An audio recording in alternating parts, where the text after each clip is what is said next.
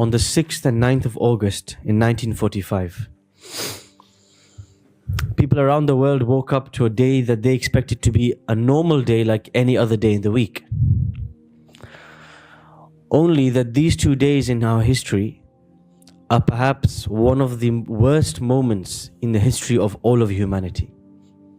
The 6th and 9th of August 1945 was the day, the first and the only time a nuclear bomb was used to annihilate an entire population, the population of the 2 cities of Hiroshima and Nagasaki in Japan, towards the end of the World War.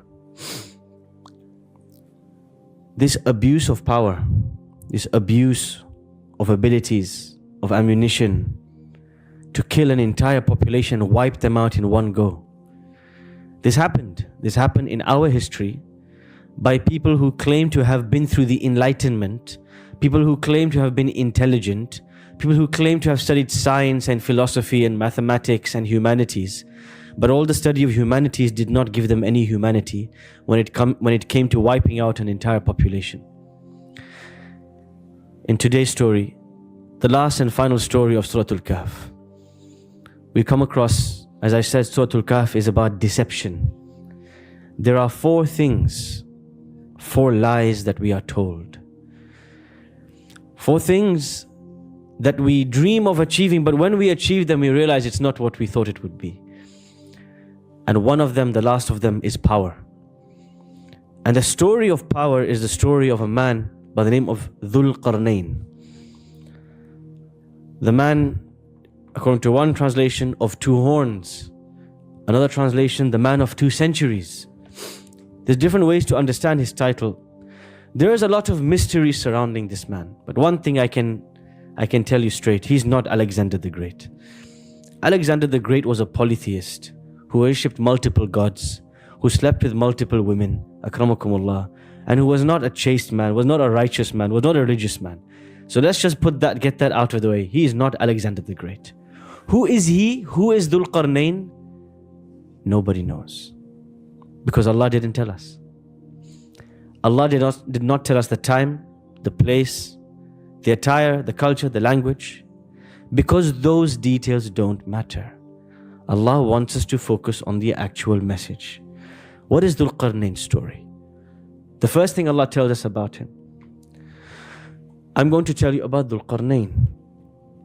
إِنَّا مَكَّنَّا لَهُ فِي الْأَرْضِ وَآتَيْنَاهُ مِنْ كُلِّ شَيْءٍ سَبَبًا. We gave him power and stability on this earth. And we gave him the ability to do everything. Min kulli shay'in sababa. Wealth, industry, ammunition, anything he wanted, he can get it done. فَأَتْبَعَ سَبَبًا.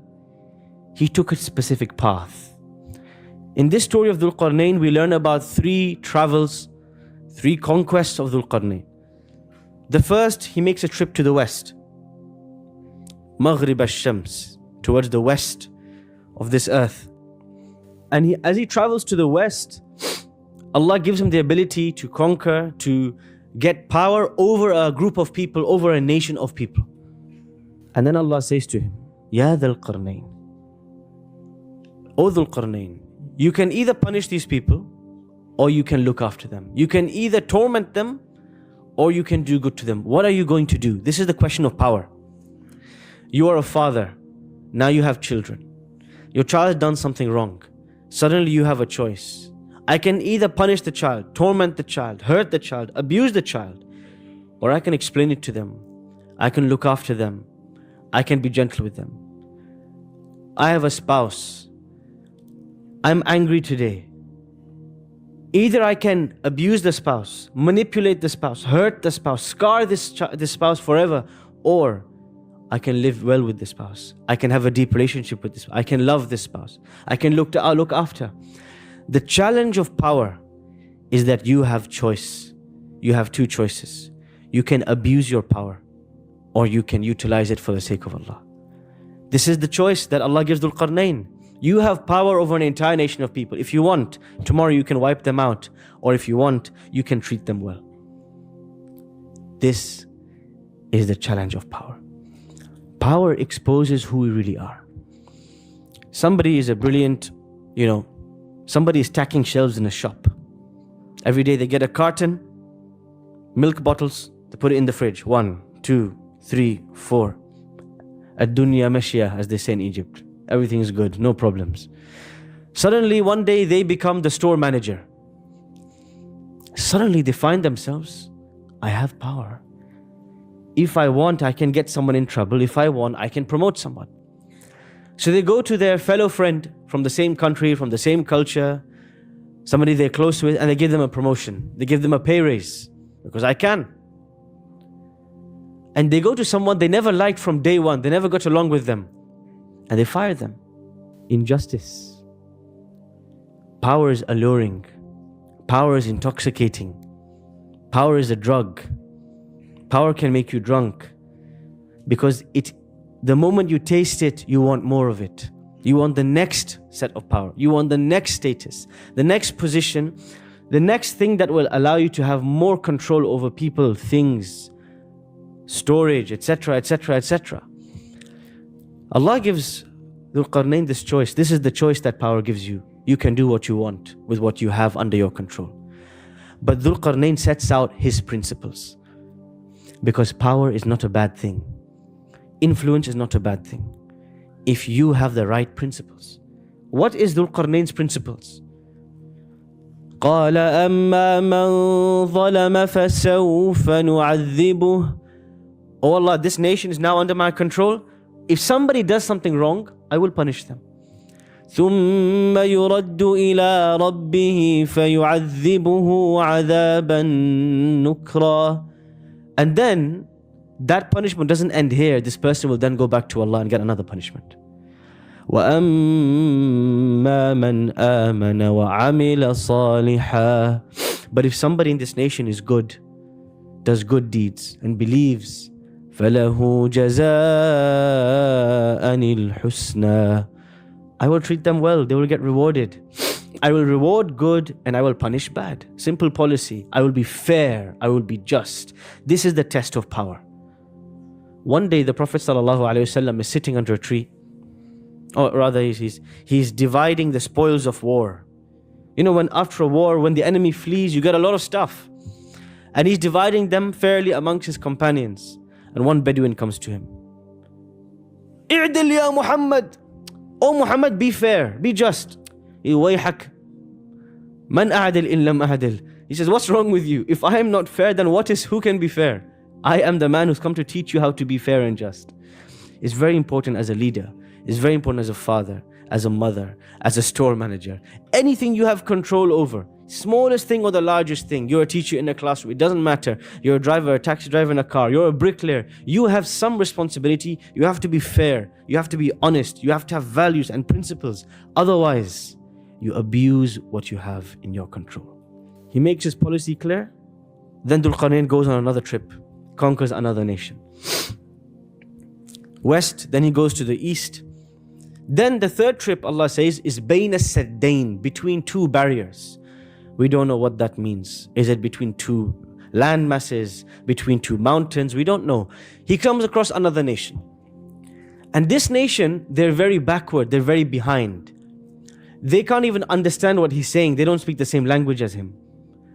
So he comes to a land between two barriers, and he has a language barrier, and then they ask him, can you please make for us a barrier? لا يكادون يفقهون قولا. They don't understand any language that he's speaking. Me no speak the English. ما في Arabi. Yes, they don't speak his language. Okay, so what do they ask him? They say, look, you're a big man. You have a big army. You have big, resources, right? Can you just make for us a wall between us and Ya'juj wa Ma'juj? Can you make a wall between us and them? And we'll pay you for it. نَجَعَلُ لَكَ خَرْجًا. Of course, there's no conversation. This is all from sign language. Yeah, they're saying, make for us a wall using all your resources. We'll pay you for it. He says, قَالَ مَا مَكَّنِّي فِيهِ رَبِّي خَيْرٌ. Don't pay me, please.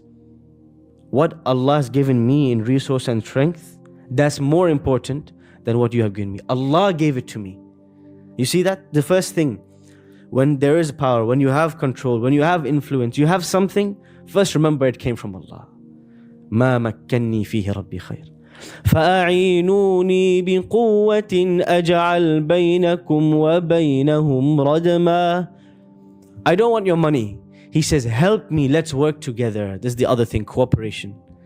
Let's work together and we will make a big barrier between you and these people who are threatening you, this nation, who are threatening to attack you, Ya'juj and Ma'juj. And then he works with them. He asks them, he says, آتوني زبر الحديد. Give me the iron.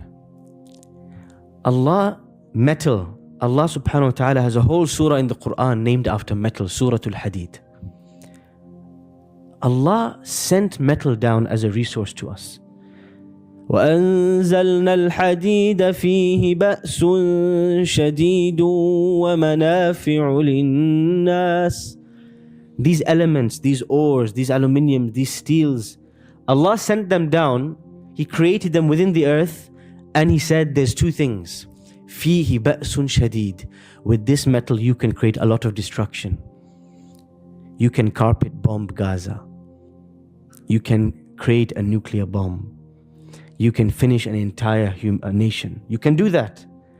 وَمَنَافِعُ لِلنَّاسِ. And you can also create microphones.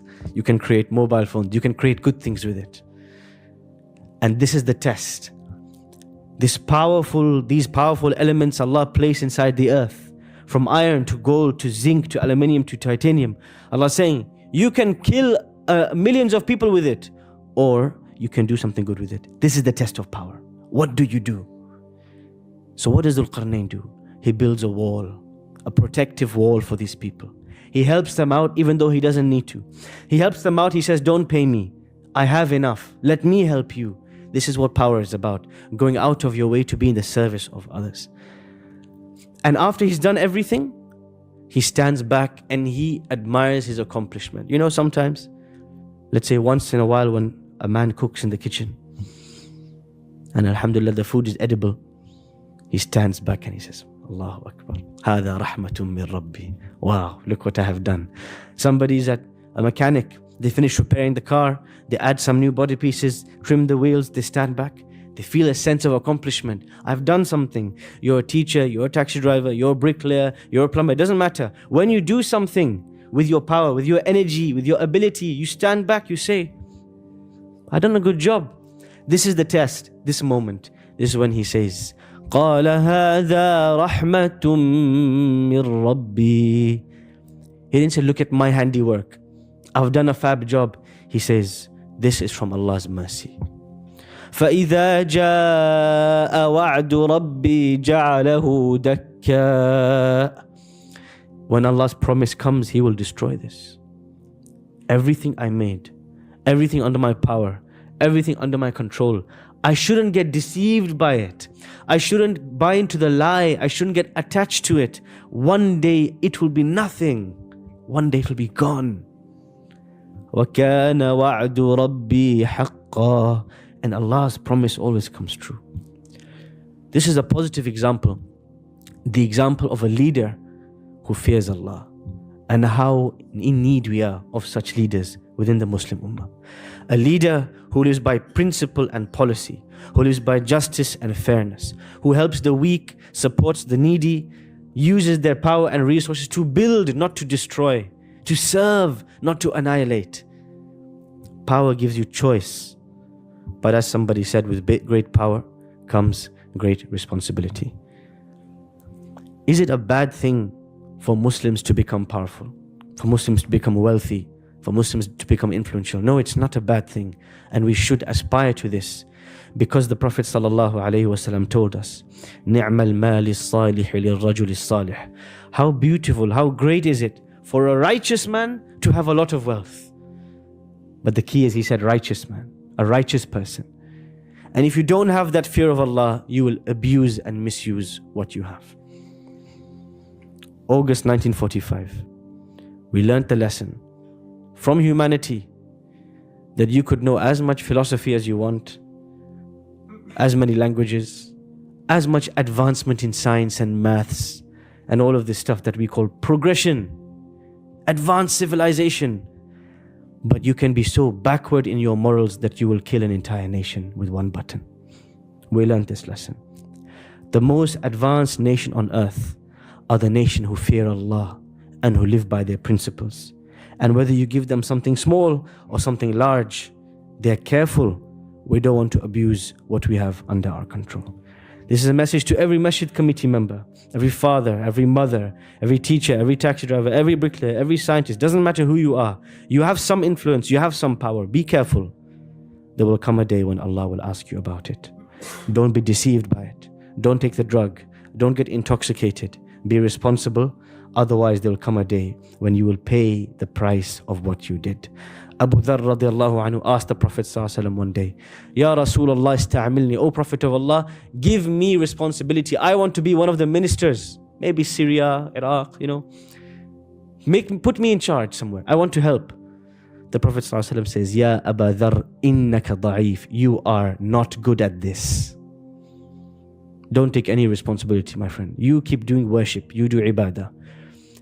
Power, responsibility, leadership, that's not for you. The Prophet ﷺ tells us, whoever seeks leadership, if you want it, you are hungry for it, then you won't be given it.